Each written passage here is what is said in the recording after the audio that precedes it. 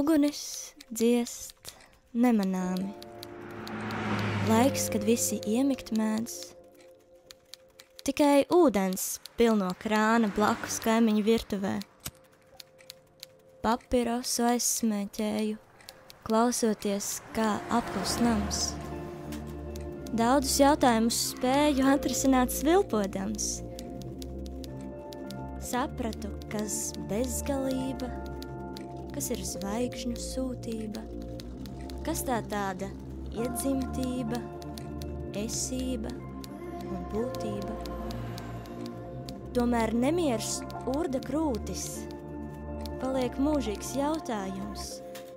Kāpēc virtuvē tik grūti krāns ir salabojams mums?